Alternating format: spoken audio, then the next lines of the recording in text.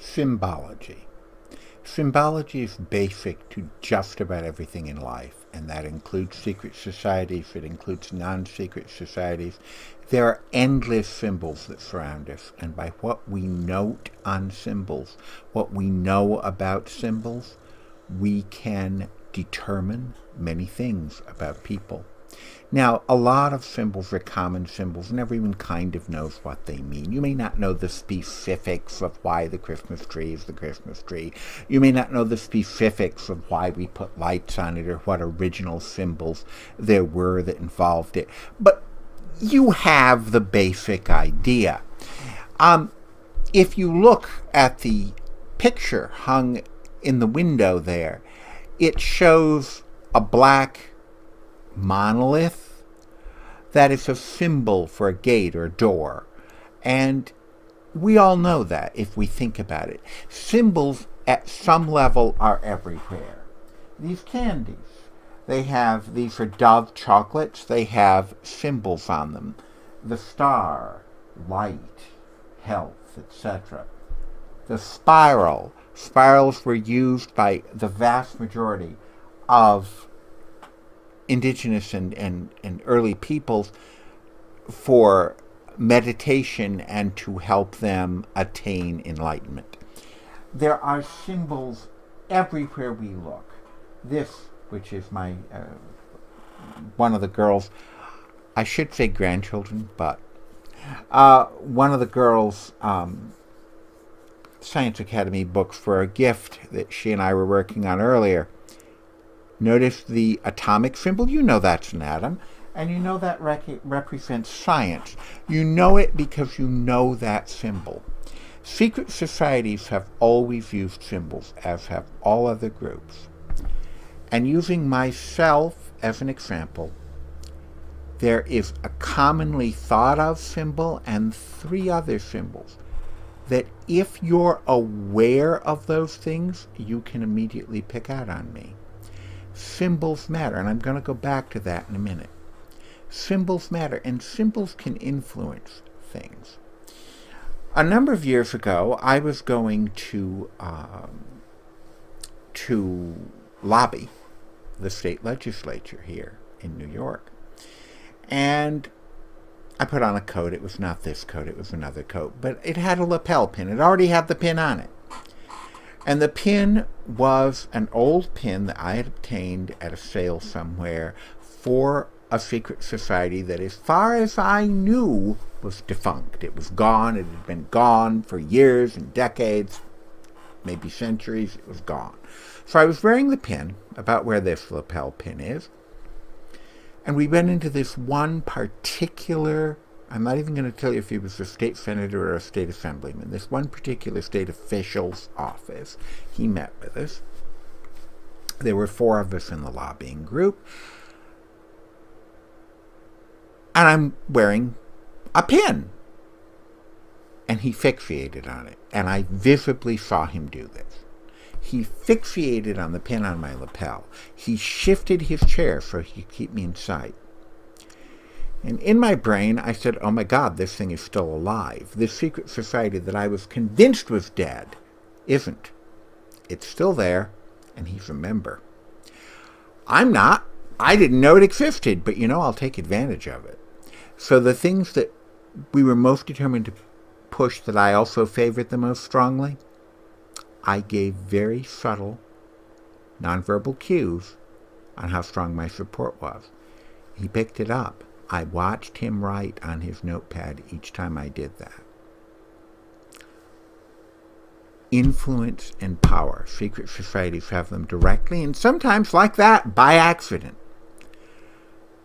It is irrational to believe that most secret society members don't favor their brethren and sistren. We saw this with the Skull and Bones in the 2004 election. George W. Bush was a Skull and Bones member. John Kerry was a Skull and Bones member. And this makes a lot of people wonder, because for God's sake, Skull and Bones is tiny. It never numbers more than a couple of hundred. They induct 15 people per year. And yet, both candidates from both parties, now most Skull and Bones members, and I can say this because I have many friends who went to Yale, most Skull and Bones members are conservative. There is a somewhat equivalent but less wealthy frat that's on the left. Most Skull and Bones members are conservatives. Obviously, John Kerry isn't. So you had two Skull and Bones members facing each other. Members of the order wouldn't give money to either one. They would not give public support to either one. And members of the order included people like the editor-in-chief. My understanding is the editor-in-chief of the New York Times. They gave no favorability to either candidate. So being able to communicate by symbol when you belong to something is important. And sometimes very few people will recognize the symbols. Now, I said earlier in the first video, I dressed to talk about symbols, and I really did. There's a very obvious, it's not a recognized symbol, but it's something we recognize as a stereotype. And then there are three symbols visible on me now. Firstly, my lovely coat. Anybody who looks at a coat like this, they know it's a middle-aged person who works in an academic institution. Nobody else wears these anymore. That's a stereotype, but it's a true one. Notice I have one? It's a true one. But then there are three symbols. The first one, see my tie-tack? UUP? Oop. If you're not from New York, that means nothing, unless you're in higher ed, public higher ed somewhere else. If you're in New York, you probably know what OOP, or UUP if you prefer, is. So my tie-tack is UUP. UUP is my union. It is the union of professional and academic faculty at the State University of New York. It is disproportionately powerful for its size politically. It is part of NYSET, which is much larger, and it includes all the high school and elementary school teachers. But UUP is something that, if I'm walking through the Capitol in Albany, people know what it is. If I'm talking to my elected officials, they know what it is, because they've either been endorsed by us or ignored by us, one or the other, or opposed by us in rare cases. So UUP, now, 100 years ago, labor unions were considered secret societies. I can show you books written in the 1800s that carefully list among secret societies every single active labor organization. It was illegal in many places to belong to them, and people did anyway. They were the quintessential secret societies, wielding fraternal help for their members and power politically, whether the establishment wanted them to or not. Now, they're not secret. Then they were. So, UUP.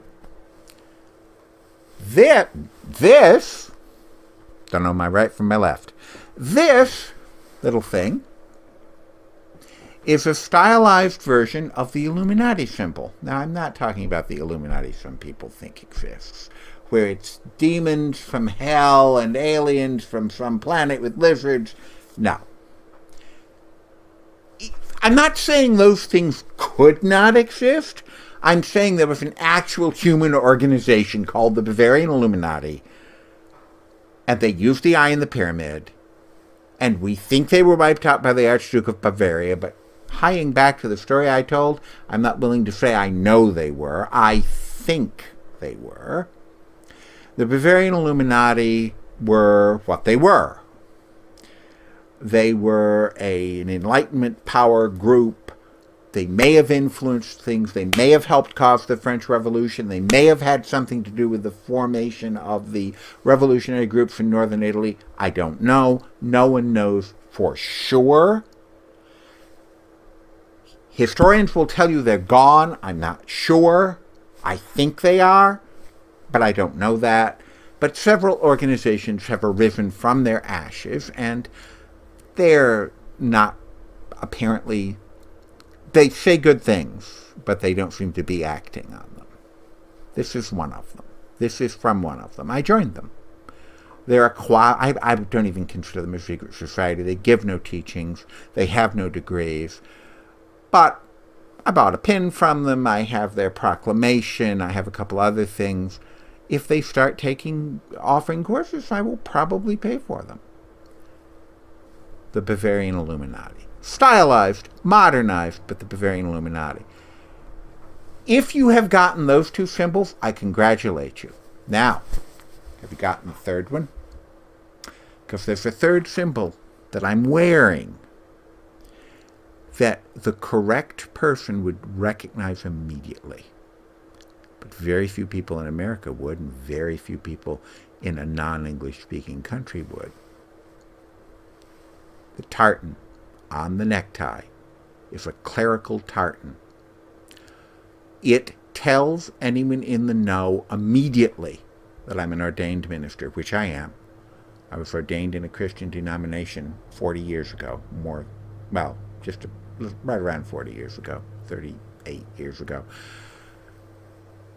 And there is the tartan that a person who knows symbology will know means I'm a minister. 3 symbols.